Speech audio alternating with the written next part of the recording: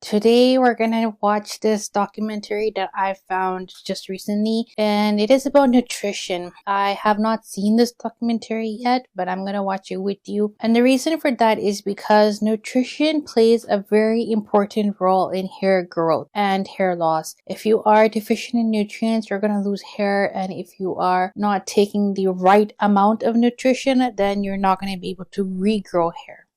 And as you know, my channel is all about hair regrowth and science-backed information. So let's watch this video together and let's see what they have to say. Legend has it that vegetables were better before. So we are going to go back in time and visit the hallowed French Academy of Agriculture.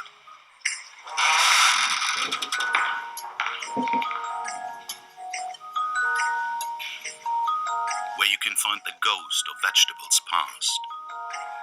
Between two old pamphlets. Ghost of Vegetables Past. First of all, that title is just really weird. Ghost of Vegetables Past. That means that the vegetable has been changed over a very long period of time.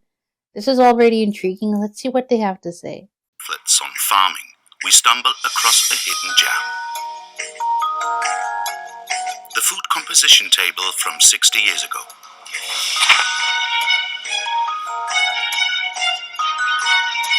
It shows the exact amount of vitamins and minerals that every fruit and vegetable contained at the time of writing.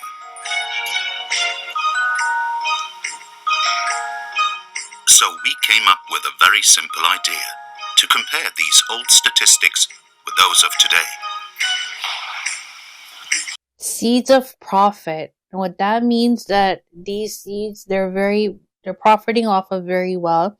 I haven't seen this documentary yet, but this title, Seeds of Profit, just tells us so much about this industry of nutrition. Let's see what they have to say.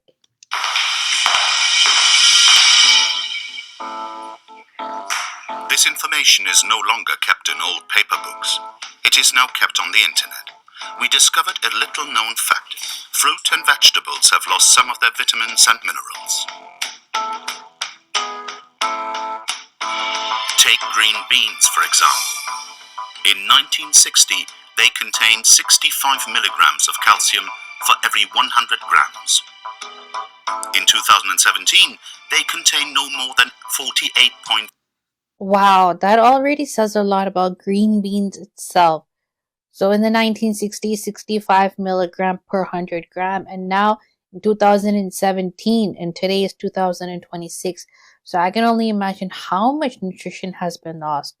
And look, this is why we have to take large amounts of supplements every single day just to meet our nutritional needs, because even our vegetables and our fruit doesn't have that amount that our body needs every single day just to run optimally. Because the thing is, hair is a non-essential, which means that when your body is going through a lot of stress and it's under attack, your blood is going to go to those areas first. Your blood is going to go to your kidney, to your liver, to your heart, to your lungs first. And then if there's any nutrition left, and if there's any oxygen left, then it's going to go to your hair. And this is why we're facing problems. Because if you look back in the 1960s, not very many people were having hair loss compared to now. That's interesting. 5 milligrams, that's a quarter less calcium. The same thing for vitamin C, 19 milligrams at the time versus 13.6 today. Wow. One by one, we examined the 70 most consumed fruit and vegetables and compiled the results into this table. The results show a dramatic deterioration. In the space of 60 years, all 70 fruit and vegetables have lost an average of 16% of their calcium, 27% of their vitamin C, and almost less than half of their iron levels. Less than half of iron levels, and you and I know how important iron is for hair growth. If you don't have sufficient iron in your body, and if your body is not using that iron, your hair is not going to grow. It's not going to get the iron, it's not going to get the hemoglobin, it's not going to get the oxygen it needs for it to keep growing. Wow, this is so sad. For several years now, an American researcher has been warning us about this loss of nutrients. Et merci à Monsieur Davis que vous pouvez applaudir.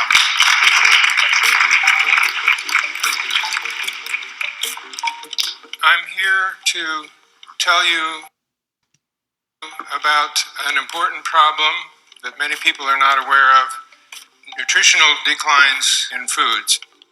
Donald Davis is a biochemist. He has worked at the University of Austin, Texas. We showed him our comparative table. This looks like similar to what we find in US data and UK data. So what do you think? In the United States, Donald Davis analyzed the development of 43 vegetables between 1950 and 1999. I think that most of these declines are caused by increases in yield. When yields go up, there's less nutrients per weight of the food. A lot of agricultural scientists may not know about how big these effects are. Okay, so he's talking about yield. Yield means quantity to fulfill the supply and demand. And he's basically saying that when you increase the yield, which means the quantity, the nutrition goes down because the economy has to sustain the amount of food people are eating. So this is an ongoing problem. Okay, you probably know about mukbangs on YouTube, right? So these people are eating large quantities of food, and it's equal to eating about food for at least 4 to 5 people.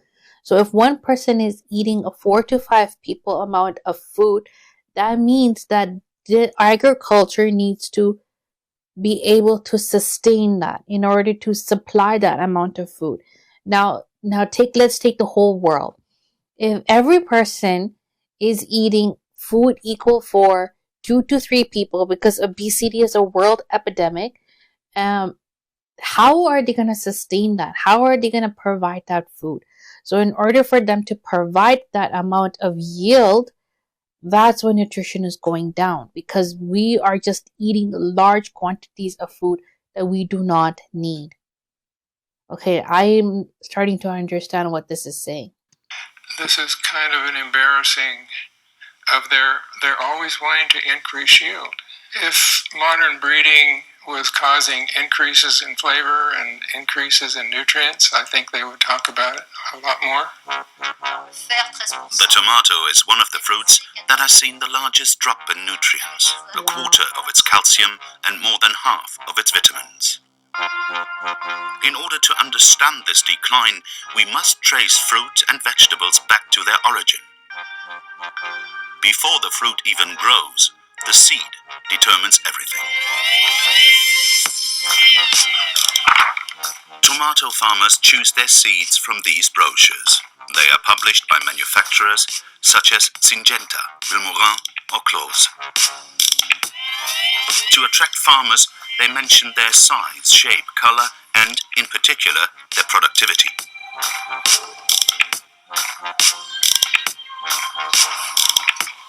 But most importantly are the letters HF1, which signifies a first-generation hybrid. And now there are generations of hybrids.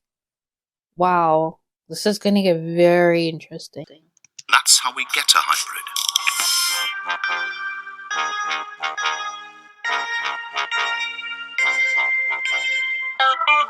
For example, let's take a plant that grows large but very pale tomatoes.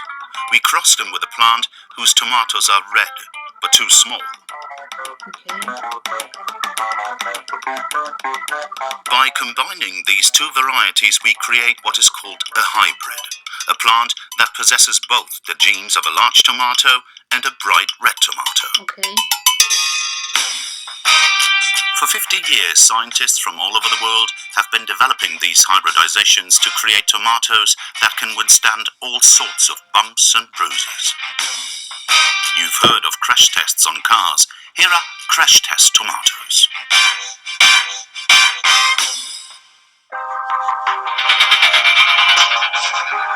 Cool. During the 1980s, these laboratory tomatoes flooded the market. But there is still one problem that no one has managed to work out. Tomatoes spoil very quickly. Yes.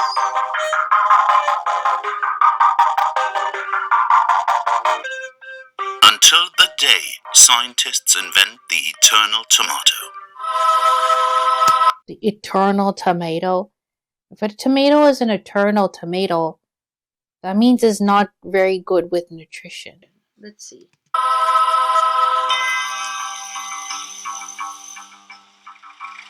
This miraculous tomato has been created in Israel. For 70 years, this country has revolutionized the farming industry. It has managed to grow fruit and vegetables in the middle of the desert.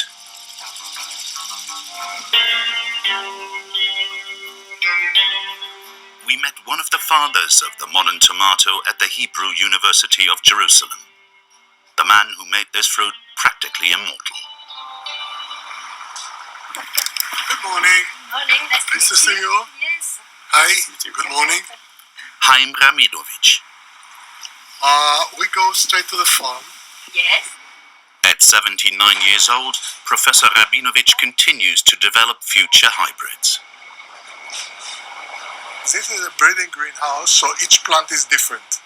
And I say, wow, this plant it looks stronger than this one, for instance, and definitely more than this one. Oh. We look for these differences in order to develop something which is better than the existing material. The best tomatoes are those that are well adapted for commercial production, because although the researcher and his assistant may well be university lecturers, they also work for private corporations. Their research is currently funded by French seed company Vilmorin. It's owned by them. I cannot give it to anybody else. This is Yeah, exclusive to them. You're the only one that got into this greenhouse. Beside you, no one can get it. They need to develop a tomato for southern European countries. Here there is a big one, look. Vilmorin are looking to have a winning hybrid in the Balkan market, which have a fruit size around 300 grams. Tomatoes as big as grapefruits that must grow on horizontal vines. This is the cluster which the flower are organized. Usually the cluster has 3 dimensions. The fruit grow in every possible direction. Yeah. People like today what we call a fishbone cluster. Okay. From packing point of view, if you have 3 dimensions, it's very difficult to pack in a box. When you have a 2 dimension, you can put one on top of the other, and it's much easier. To create this hybrid, they have to cross 2 plants by placing pollen from one plant onto the flower of another. Here is the way you extract pollen. You need to come to the open flower. This is what we call artificial bee. Actually, That is such a tedious job, from transferring one pollen to another and using that thing. That's gonna take forever, literally. you know what it is? It's an electric toothbrush. So we just remove the brush and put a hook on Smart. top of it. You can see at the bottom, you can see yellow dust. And in 2 days, I will come with the pollen and I will make the pollination. How many crossing you make for to have one hybrid at the end? To make a commercial hybrid, probably 400. 400 like that. 400 every year. Sometimes it's coming only from the 3rd year. So you can go to huge numbers. Notice how, after thousands of cross-pollinations in the early 1990s, Haim Rabinovich and his colleagues invented the eternal tomato.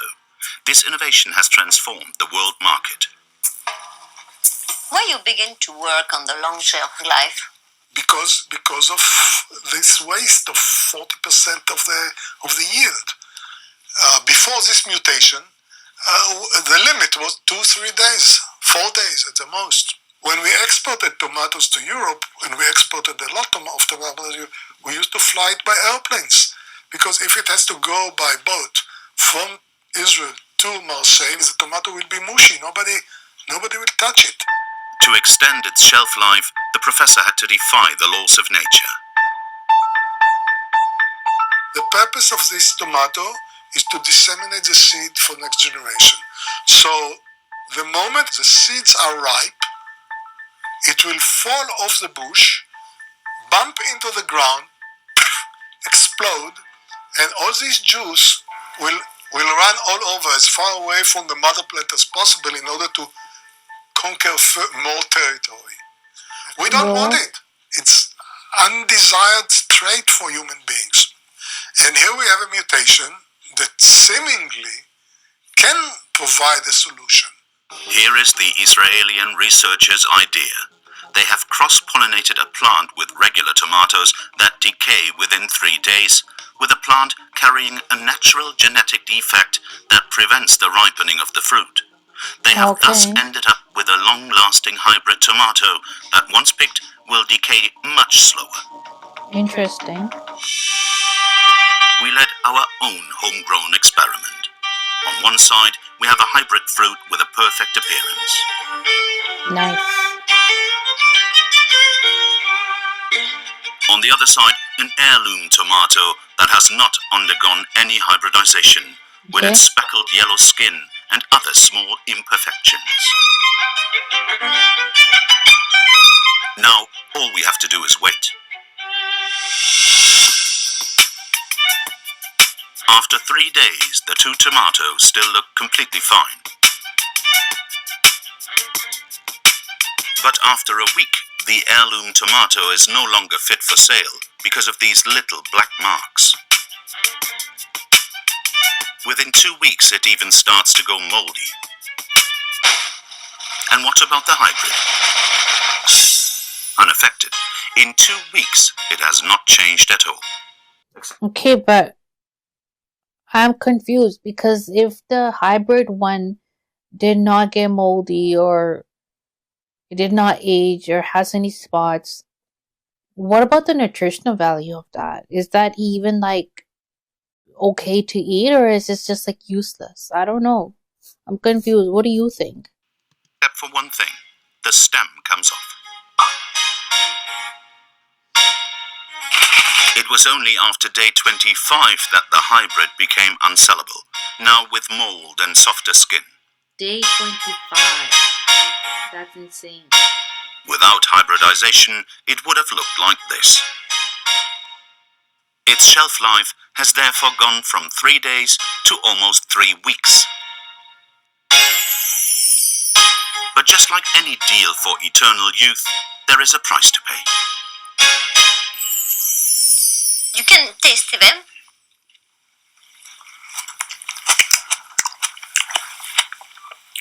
Tasteless.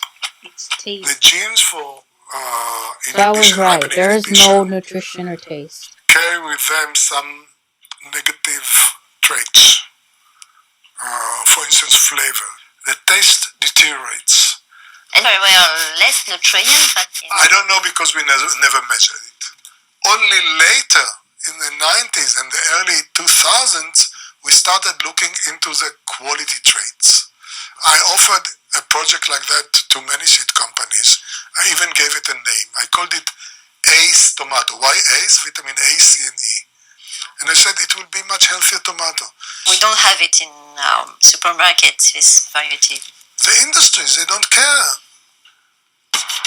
The industry doesn't care. He just said it right there. And this is why I left my 15 years of pharmaceutical career, because they want to keep you sick. They profit off of keeping you sick. Okay, this is really sad. These manufacturers that Haim Rabinovich refers to are big names in the seed industry, such as the business Hazera, which has earned millions thanks to the long-life tomato. In 2003, this Israeli company was bought out by Limagran, a multinational corporation with a turnover of over $2.5 billion. After acquiring Hazera, the company became the world's second biggest producer of tomato seeds. Hazera test out their new varieties in the Negev desert out in the middle of nowhere. Jaron Giras is global head of the tomato department. Yael Rosenfeld is head of the communications department. This is for you, and then you put those two. This is our protocol for sanitation.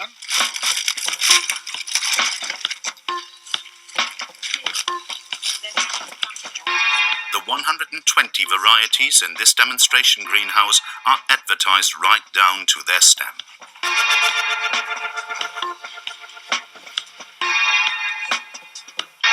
I'm going to show you, for example, tomatoes that we call it lamia.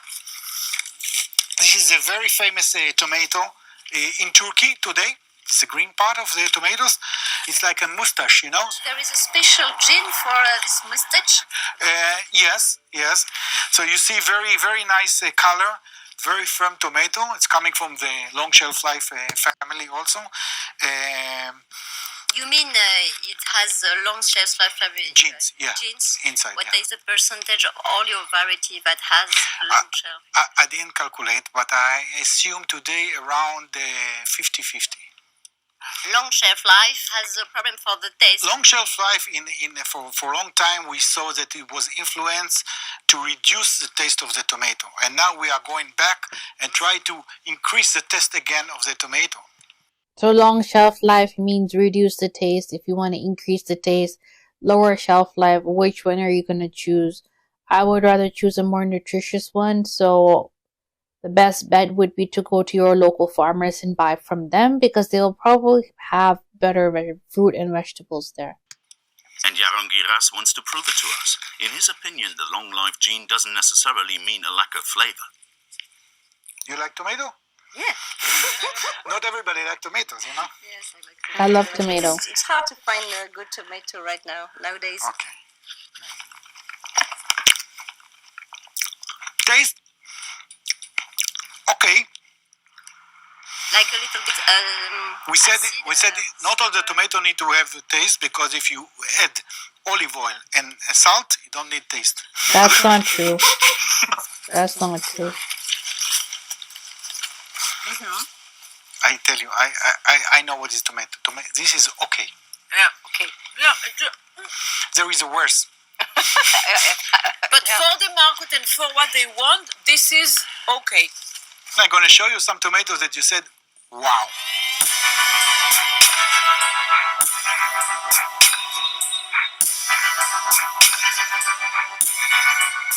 And I want you to taste this special Maggi and to tell me if you feel the difference.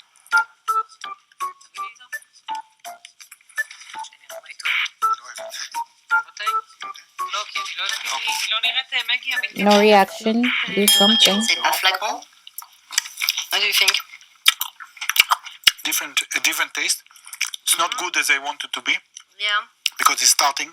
The cultivation just start. Yes. You see, you are the same people. We will come back to the taste, but what about the nutrients? Very little gel. What we're looking more and more is to have a good color, a good firmness, and a good taste. And the nutrients in tomato are still, it's a small player in the market. For cooking in Italy. The nutrients is a small player in the market. Wow. Is the hybridization of tomatoes one of the reasons for the loss of nutrients?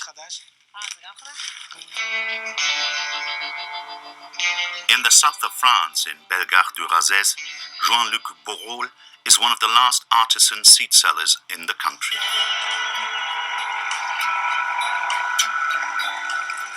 Using his own tomatoes, he produces non-hybrid seeds. These are heirloom seeds. On va finir d'extraire les semences. Donc les graines, elles vont être au fond, elles vont pouvoir couler, et les peaux vont rester That's so flotter cool. au-dessus. I didn't know how to do this. Cette technique-là de faire ses propres semences, tout le monde le faisait avant, parce que chaque agriculteur savait que de la semence dépendaient les futures récoltes. Donc c'était vraiment quelque chose que chaque agriculteur faisait avec soin, simplement parce que, ne serait-ce que pour pouvoir manger, il fallait vraiment, le plus important, c'est la semence. Et maintenant, ils le font plus, parce que y a des grandes entreprises qui le font pour eux. C'est un geste devenu un peu rare. Ouais, presque hérétique.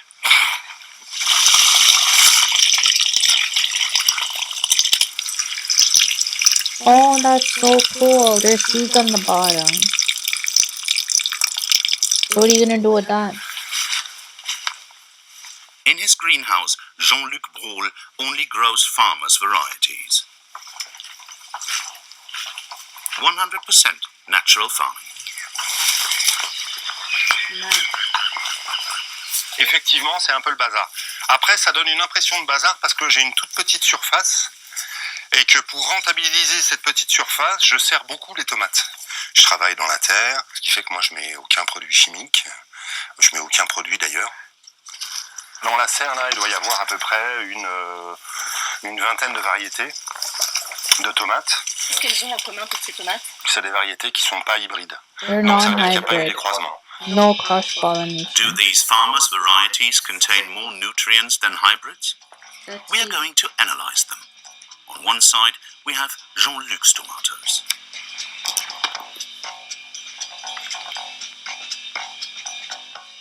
On the other, a hybrid with a similar appearance bought from the supermarket.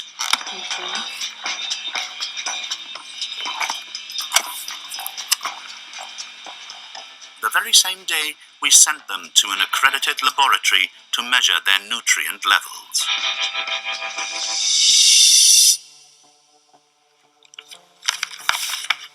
Three weeks later, the results arrive. The hybrid tomato contains a significantly lower level of the 5 nutrients analyzed. It contains 63% less calcium, 29% less magnesium, and Nutrients. When you eat a tomato that has good flavor, that means that it probably also had good amounts of the nutrients that were used to make that So flavor. there you go right It's a there. consequence of hybridization. It's consistent with all of the other evidence. Breeders select for yield, but they're also looking for other economic traits. And in the process of making that change, they also So you can see right there that the hybrid one had so much less hybrid nutrients varieties in are there. less nutritious. And the farmer's So one what does has Le more Macron, nutrients. owner So what of does that Hazera tell and us? the That world's tells second us that you largest should tomato support seed your producer, local think of farmers this. and people who grow locally. I know it can be far away, even from where I live. The drive is about 1 to 2 hours, but now this is going to make me think that shouldn't I get my nutrition from my fruit and vegetables by supporting local farmers, or do I need to continue taking large quantities of supplements just so I can help regrow my hair? Because if you check my older videos, I had extreme hair loss, and I have regrown all of my hair and more, obviously using topical, but also not using minoxidil, not using finasteride, but then also trying to improve my diet and supplements and all of that. But this gives you an idea. Support your local farmers. Est-ce que vous êtes en train de me dire c'est un problème qui ne nous concerne pas? Oh, jamais de la vie. La qualité nutritionnelle des produits issus des variétés que nous commercialisons est un sujet qui nous intéresse. En Israël, justement, on a rencontré le professeur Rabinovitch. Oui. Vous le connaissez? Wow. Absolument. Vous savez très bien que c'est lui qui a inventé la tomate longue durée, donc c'est une tomate qui dure 3 semaines. Oui.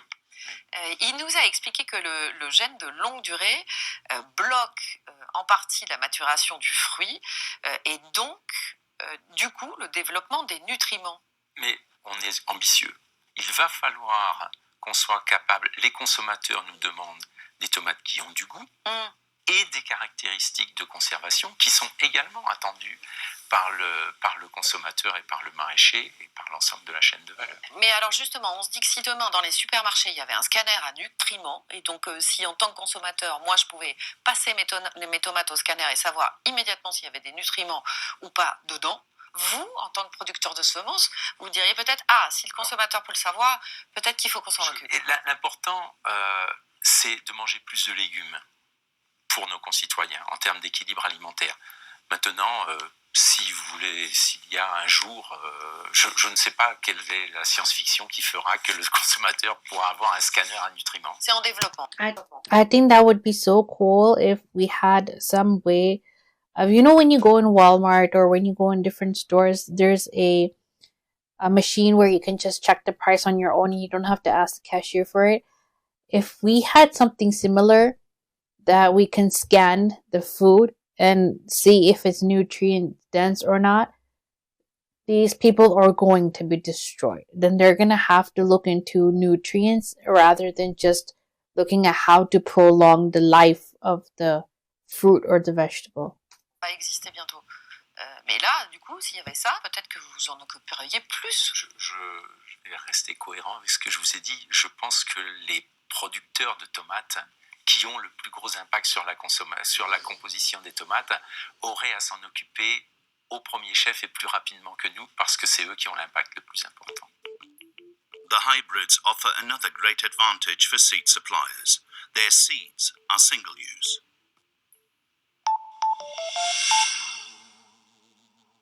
If you plant the seed of a hybrid plant, the genes mix, and when the plant grows, it's the luck of the draw. Okay. The tomatoes could be small, striped, or misshapen. This is why farmers must buy more seeds every year. Oh. A profitable market, given that the manufacturers sell these tomato seeds at a very high price, like Limagrin in Israel. How much is 1 kilo of seeds of this kind of tomato? This kind of tomato today can reach the 400,000 euro. What? For kilogram of seeds. What? 400,000 euro. Or more. 400,000 euro for 1 kg of seed.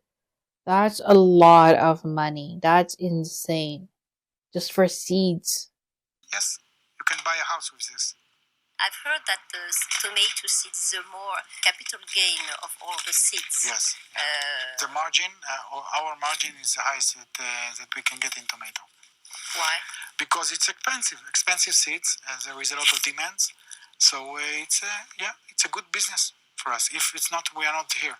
The small yellow tomato, the most expensive variety in the greenhouse, costs $450,000 for every kilo of seeds. Even so, for a basic tomato, it is $67,000, double the price of gold. This is handwork.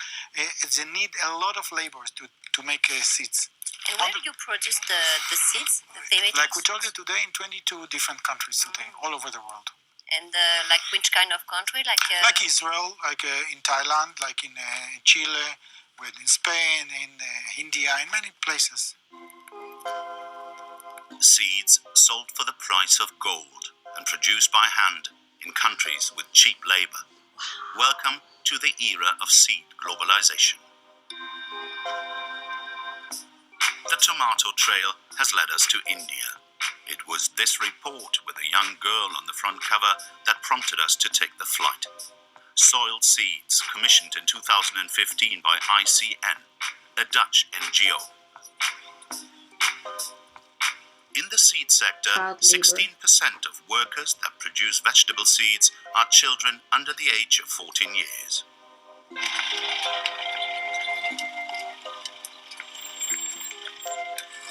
These seeds are produced in the state of Karnataka, in remote villages that are amongst the poorest in the whole country.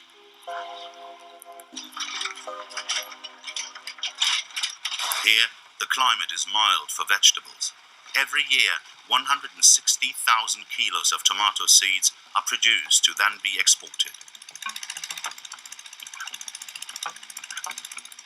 160,000 The 5 seeds. biggest multinational seed companies can be found here on this plain.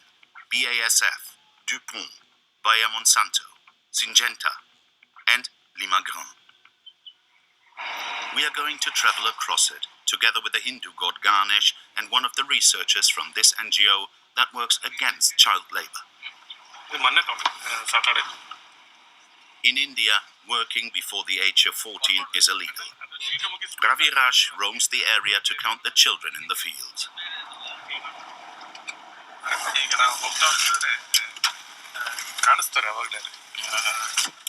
ನಾವು ದೂರಿಂದನೇ ನೋಡಿದಾಗೆ ಅವ್ರ head count ಮಾಡಿಸ್ತಿದ್ವಿ. At least ದೂರಿಂದನೇ ನಾವು identification ಮಾಡ್ಬೋದು, smart ಆಗಿದ್ದಾರೆ, ದೊಡ್ಡದಾಗಿದ್ದಾರೆ ಅಂತೇಳಿ. Right side ಮಕ್ಕಳಿಗೆ ಕಲ್ಲಂಗಡಿ ಬೀಜನ ತೆಗಿತಾ ಇದ್ರು. Along with our translator, we approached the children. These young girls have been hollowing out watermelons for hours in order to remove the seeds. It is 86 degrees Fahrenheit in the shade. Oh my god. 3 ದಿನ ಆತ್ ನೋಡ್ರಿ ನೋಡಿದಿಲ್ಲ 3 ದಿನ ಆಗಲಿ ಇಷ್ಟು ಉಳಿದವ್ರಿ. These girls have been recruited by a farmer who works for an Indian seed company.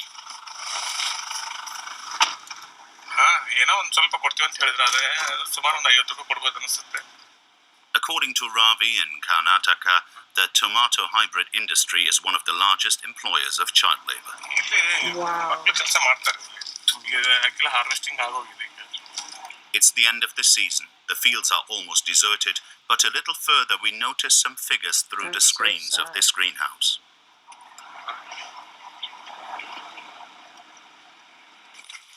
This farm is a subcontractor of the Swiss multinational Syngenta. Around 10 workers prune the tomato plants. A girl who is smaller than the others stares at us. The young girl on the left quietly tells her to bend down.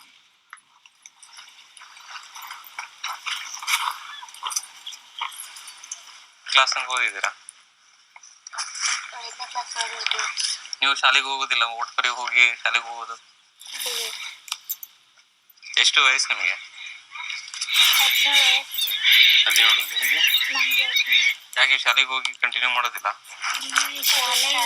ಅದಕ್ಕೆ 5ನೇ class ವರೆಗೂ ಅಷ್ಟ ಐತ್ರಿ ಇಲ್ಲಿ. ನೀವು ಎಷ್ಟು ವರ್ಷದಿಂದ ಮಾಡ್ತಿದ್ದೀರಾ ಇದು?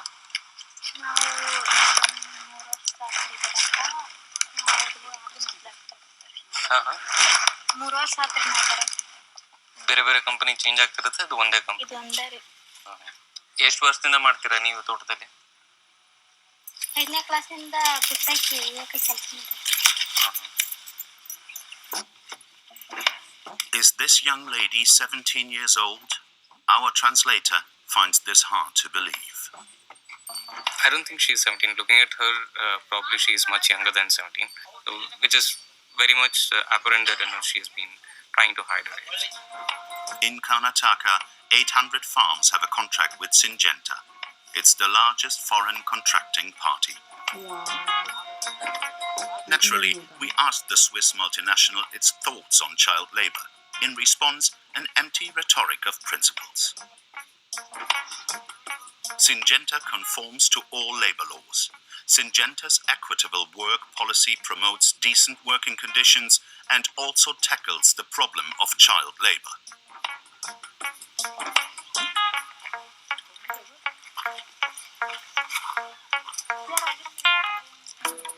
Why are children hired by farmers that work for these big seed companies? Dr. Davuluri Ventakeswalu, author of the report Soiled Seeds, is one of the main experts on child labor in India. For 15 years, this independent research worker has been investigating the production sector of hybrid seeds. The hybridization activity is very, very delicate. It requires a lot of skills. The children are preferred because they can do this repetitive activities very faster than adults. And So also, now you're gonna misuse children. Wow. We can say 2 children can do the work of 3 adults.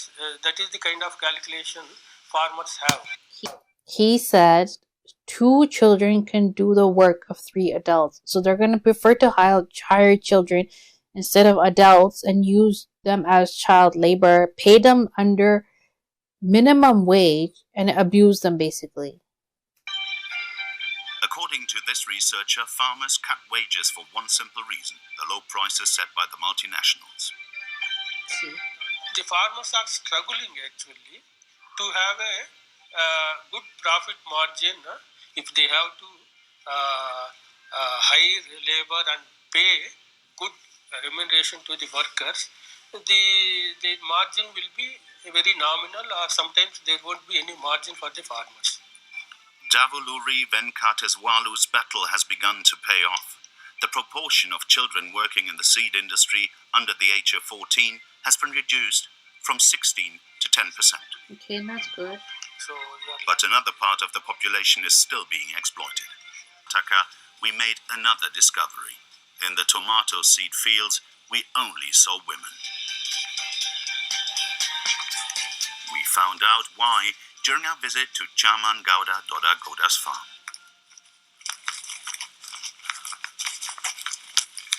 Tomato for who? HM class 381. In India, Limagrin operates under the name HM Clause. The French seed company is in contract with 600 farmers in the region. Okay. Why do you need so many companies under one company? Bent over under the blazing sun, these women remove the pollen from flowers with tweezers for 8 hours a day. ಬರೀ ಇಲ್ಲಿ ಮಹಿಳೆಯರು ಕೆಲಸ ಮಾಡ್ತಾರಲ್ಲ ಅದ್ಯಾಕೆ ಗಂಡಸರಲ್ಲಿ ಮಾಡೋದಿಲ್ಲ ಅವ್ರ ಗಂಡ್ಮಕ್ಳು ಅಂದ್ರೆ ಕಡಿ ಹೊರಿ ಬರ್ತಾರ ಬಂದ್ ಹಾಕ್ತಾರ ಬೀಳ್ಸಂದ್ರೆ ಬೀಳಿಸ್ತಾರ ಆಮ್ಯಾಗ ಸಿಗಂಗಿಲ್ಲ ಆಮೇಲೆ ಕೂಲಿ ಅವ್ರಿಗೆ ಜಾಸ್ತಿ ರೀ 300 ರೂಪಾಯಿ ಕೂಲಿ ಗಂಡ್ಮಕ್ಳಿಗೆ ಆದ್ರೆ ಇವ್ರಿಗೆ ಆದ್ರೆ 200 ರೂಪಾಯಿ. Their heads buried in pollen and fertilizers for just $2.80 a day. It is not much, and what's more, it is illegal. In India, employers must comply with the minimum wage. It is 330 rupees in the agricultural industry, the equivalent of $4.80 a day. These women therefore earn 40% less than the legal minimum wage. ಯಾಕೆ ಇಲ್ಲಿ ಅಷ್ಟು ದೂರದಿಂದ ಬಂದು ಮಾಡ್ತೀರಾ? ನಮ್ಮ ಕಡೆಗೆಲ್ಲ ಈ ಕೆಲಸ ಇಲ್ರಿ. ಅಲ್ಲಿ ಭತ್ತ ಕೊಯ್ಯೋದು ಗೊಂಜಾಳ ಮುರಿಯೋದ್ರಿ ಮತ್ತು ಅವನ್ ಬಿಟ್ರೆ ಕೆಲಸ ಇಲ್ರಿ. ಅಲ್ಲಿ ಈಗ ಕೆಲಸ ಇಲ್ರಿ.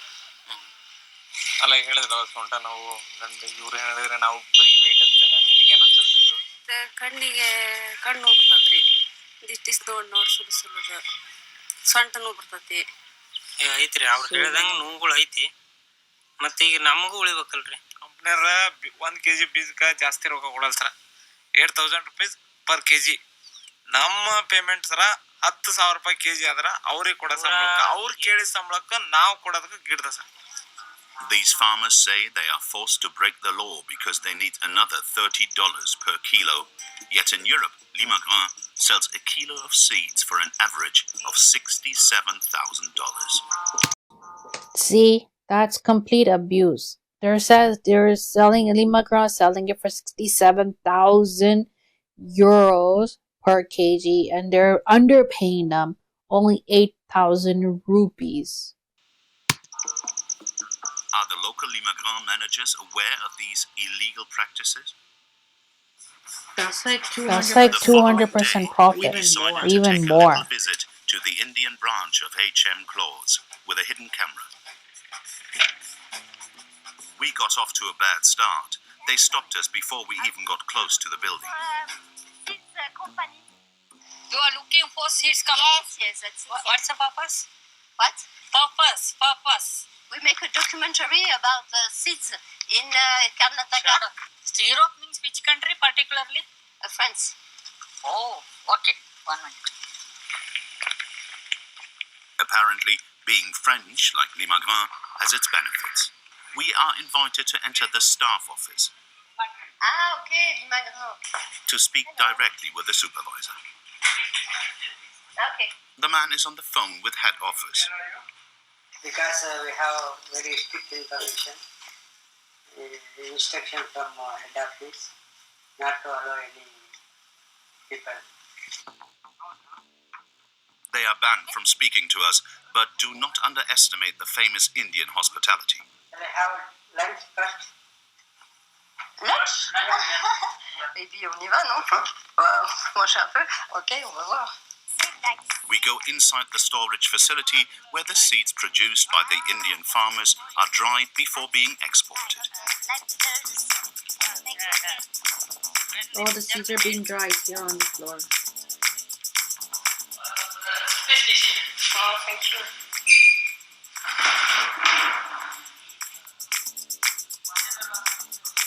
The site managers admit they are fully aware that the farmers do not abide by the minimum wage of $4.80 a day. What is the salary for one worker? 200 rupees. Okay, for 8 hours. Okay. Yeah, because some farmers say they have no. More shocking information. According to this executive, the firm even violates this law with its own employees. How much are paid in HM Close Farm? We pay around 285 days. According to the supervisor, the business has a knack for hiding the price of seeds in Europe from the farmers. What are the name of a tomato? It is very secret. We put Numbers. Production people, we should not know the names. Why? Suppose come to know that this product is very popular and is produced by this name. Why so So much what is secret? Limagran doing to combat these illicit practices? Ouais. Alors, est-ce que vous connaissez le rapport qui s'appelle Soiled Seeds? Il est ici. Oui. Ouais, il a donc été rédigé en 2015 sur le travail Absolument. des enfants et l'exploitation des femmes. Et alors ici, vous allez voir, page 6, donc je vous le montre là, la part des enfants de moins de 14 ans varie entre 10,5% et 16,3%, donc de tous les gens qui travaillent, notamment dans les fermes de Limagrin. La première chose que je souhaite vous dire, affirmer haut et fort, il n'y a pas de travail des enfants sur les sites de Limagrin. Mais chez vos sources... See, he's not even accepting that there's child labor there, even though I'm sure, 100% sure that he knows that he is using child labor, but he's not going to accept it because obviously he's on camera and he has to be politically right. That's so annoying. Chez vos sous-traitants qui travaillent pour Limagrin en Inde, est-ce que vous nous affirmez qu'il n'y a pas de travail d'enfant? Nous sommes passés de ces 10 à 15%, et ce n'est pas parfait, à moins de 1%. Et donc toutes les mesures ont été prises. Lesquelles? Des mesures contractuelles, Ouais. d'interdiction du travail des enfants, tout un travail de formation et d'éducation, de sensibilisation, et ensuite allant jusqu'à des sanctions pour être certain, autant que faire se peut, que le travail des enfants n'existe pas. Autant que faire se peut. He's saying it does not exist. How? Oh, such a liar. Non, mais c'est Il y a très sérieux, une c'est pour ça tolérance, qu'on une vous pose des tolérance questions. zéro, Madame Lucet. Alors, Est-ce que nous pouvons, dans un territoire comme l'Inde, avoir toutes les certitudes? Probablement non. Mais la détermination, elle est sans faille, Madame Lucet. Dans les femmes qui travaillent pour vous, on a vu que les femmes sont toutes payées en dessous du minimum légal, c'est-à-dire 2,50 € par jour contre 4,25 € le salaire minimum. Un commentaire? Je ne peux pas être d'accord avec ce commentaire. Limagrin, Avec ce chiffre?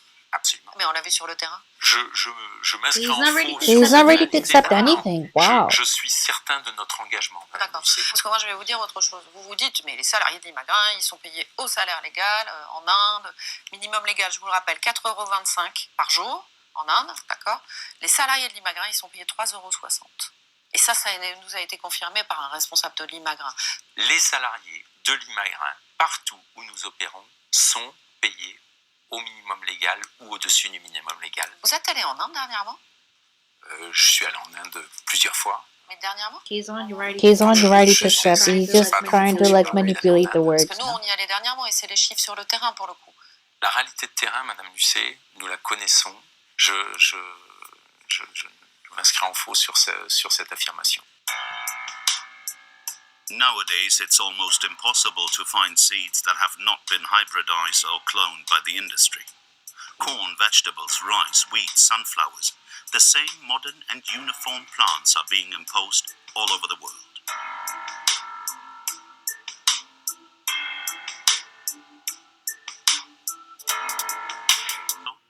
Dupont, Syngenta, and Limagrin. This privatization of nature is destroying biodiversity. In 2009, a man launched a global appeal to the United Nations. At the time, Olivier Descouter was a United Nations Special Rapporteur on the right to food. 75% of agrobiodiversity has been lost as a result of the pressure towards the adoption of uniform improved variety. We are meeting him at his home in Brussels. Despite his calm demeanor, C'est le bon sens agronomique, quoi. the former UN Special Rapporteur is frustrated that his warnings are falling on deaf ears. C'est un chiffre alarmant, c'est 75% de plantes qu'on a perdues, parce que la biodiversité n'est pas juste un luxe de botanistes, c'est essentiel à la sécurité alimentaire mondiale. Pourquoi ? Parce qu'on ne peut pas anticiper à l'avenir le type d'insectes ravageurs qui va se développer, le type de maladie qui peut affecter les plantes, les impacts qu'auront les ruptures climatiques. On a besoin de ce réservoir de solutions pour l'avenir pour faire face à ces menaces que par définition l'on ne peut pas entièrement anticiper. Fragile plants is not such a bad thing for the large seed companies, because out of these 4 multinationals that dominate the world seed market, 3 are pesticide manufacturers: Bayer Monsanto, DuPont, and Syngenta. Wow. La grande difficulté face à laquelle nous sommes, c'est que les agriculteurs reçoivent une sorte de package. On leur dit, si vous achetez ces semences, ça marche mieux avec ces pesticides, ou ça ne marche qu'avec ces pesticides, et ça marche mieux avec ces engrais, et donc on va développer des semences réactives aux intrants. So farmers basically have to buy certain kinds of seeds because those seeds are made for certain kinds of pesticides and certain kinds of fertilizers. So basically the farmers are being told what to do and how to do it. Trojan horse for these chemical products. As a result, 3 million tons of pesticides are sold annually worldwide. À terme, on va manger la même chose de Dakar à Miami, de Paris à Bangkok. En gros, c'est ça le monde de demain vu par les semenciers. Pendant des millénaires, l'on avait des semences en quantité, en variété très grande, et ces semences étaient améliorées au fil des récoltes, année après année, par les paysans, par des méthodes qu'on pourrait qualifier aujourd'hui d'artisanales. Progressivement, ce travail de sélection et de reproduction a été fait par des firmes spécialisées qui du coup ont mis sur le marché des semences permettant de produire des volumes importants de produits agricoles génétiquement identiques. La diffusion à l'échelle mondiale, That means all of vegetables is genetically modified. Par une poignée de grandes firmes transnationales signifie que pour beaucoup de petits paysans des pays en développement, l'agriculture ne sera tout simplement plus viable. Et donc on va assister à une progressive destruction de l'agriculture paysanne à l'échelle mondiale.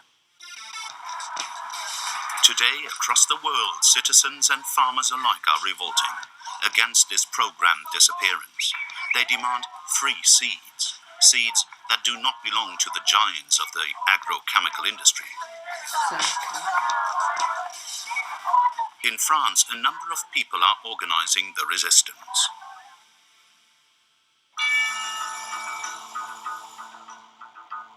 In the southwest of the country, in the depth of a valley, you will find the hideout of Cocopelli.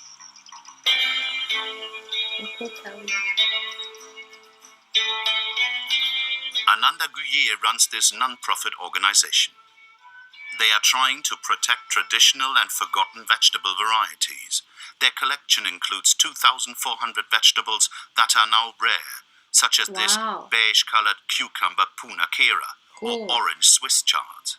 En fait, il y a une diversité de couleurs complètement incroyable et en fait, la standardisation de l'agriculture, elle a vraiment fait le syndrome de l'entonnoir sur les espèces et les côtes de blette, en l'occurrence, pour à peu près tout le monde, une côte de blette, c'est soit vert, soit blanc, généralement blanc à large carde, etc. Alors qu'il y a une diversité complètement incroyable de côtes de blette et qui peuvent donner des couleurs de l'arc-en-ciel comme ça, qu'on n'a pas du tout l'habitude de voir.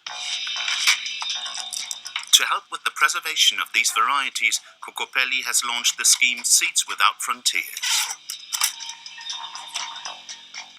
C'est de là que tous les colis pour les campagnes de solidarité comme Semences sans frontières sont expédiés. Donc on envoie tous les ans des centaines de colis partout sur la planète avec des petites fiches techniques. Ça, c'est des retours en fait de plein de projets qu'on a soutenus. Quel pays ? Oula, mais là il y a quasiment tous les pays. On en a en Inde, on en a en Amérique centrale, en Amérique du Sud, un peu partout en Asie aussi. Enfin vraiment, En fait, ces populations ont été totalement asservies par les multinationales de l'agrochimie, de l'agroalimentaire. Et du coup, ils perdent toute leur variété hyper vite, des fois en l'espace d'1 ou 2 saisons. Et donc nous, ce qu'on fait, mais on est tout petit face à ces multinationales, donc c'est une action assez modeste, mais qui porte quand même ses fruits. La preuve ici, avec tous ces retours, on ramène ces variétés-là et surtout on ramène le savoir avec, modestement encore. On n'a pas la prétention d'avoir la science infuse, mais en tout cas on essaye de les aider à retrouver cette autonomie alimentaire via la reproduction de semences. By conserving these endangered seeds, we are taking back the choice to plant or eat non-standardized fruit and vegetables, which are the best produce for both our planet and our health. That means we should all grow our own. Importantly, we will liberate the vibrant common good of humanity. So, this documentary is more about the tomato instead of all of vegetables. I didn't know this was going to be mostly about tomato, but I guess the tomato is the most affected one. This has really opened my eyes. What about you? Because, see, when you need to sustain the world with large quantities of food, you can either concentrate on the amount of food that you're providing or the nutrients of the food. But then when you concentrate on the nutrients of the food, then you can only produce so much at one time. So this is very eye-opening for me. And the last company that he talked about the seeds, that just makes me think that maybe we should be growing our own if it's possible. Like I live in an apartment, so basically for me, it's not really that possible, but I can for sure. I'm thinking about now I should be supporting local farmers who produce locally, who farm locally, because in that way you will have the most nutrition for the food that you are eating. Maybe it might not be a very bright red color. Maybe it might not be the right size, the right shape. Maybe it might be out of shape. Maybe it might be striped. Whatever it may be, but it will have more nutrients compared to what these multinational companies are giving you. And this makes me think why when you go to the store, there's not very many people purchasing tomatoes, but those tomatoes look perfectly fine. So in my mind, like, is it worth it? Like, if the tomato is sitting on the shelf for three weeks and then it's gonna get rotten and nobody's gonna buy it because it's already so expensive to purchase, what is happening with the food? Now I'm curious what happens with the leftover food. And maybe if I find a documentary and if you are interested in watching it with me, then we can do this again in another documentary. And I was also reading about this one thing called milk spilling. And I found out that milk spilling, like thousands of liters is spilled in order to keep the prices high. And that was a very interesting article. So if you are interested in knowing about that, then I can make my next video on that. But here's the thing. I'm only going to make a video about what you are interested in. So if you are interested in that, let me know in the comments down below. And if you're not interested in that, then you can also let me in the comments down below. Because the thing is, hair growth and nutrition go hand in hand, right? It's like the lock and the key. If you don't have the nutrition, the proper nutrition, if you don't have the right amount of hemoglobin, the ferritin, the oxygen, the blood flow, your hair is not going to grow back. And on my channel, I do not promote finasteride. I do not promote spironolactone. I do not talk about minoxidil. I am against all of these three. I will never promote them. I will never talk about them. And I never use them in my routine. I have grown my hair from peptides only. It is concentrated peptides, 11 peptides in one bottle. You will never find that on the market anywhere. But I created that with 5 years of research, clinical trials done before it was even released in the market. But along with that, I had also reversed my autoimmune disease, which I'll be talking about in the next video. But see, this is very important, and I'm glad that this documentary just showed up on my feed. And I was like, if I'm gonna watch it, I might as well watch it with you guys, so then we both can also react and see each other's reactions on how eye-opening this actually is. Make sure you share it with everyone in your group, in your friend circle, because the more you share this information, the more this information goes out, the more people it will actually help. Because I talk about science-backed research, I talk about science, I talk about results that have proof with every single thing. I provide proof, I provide reports, I provide results.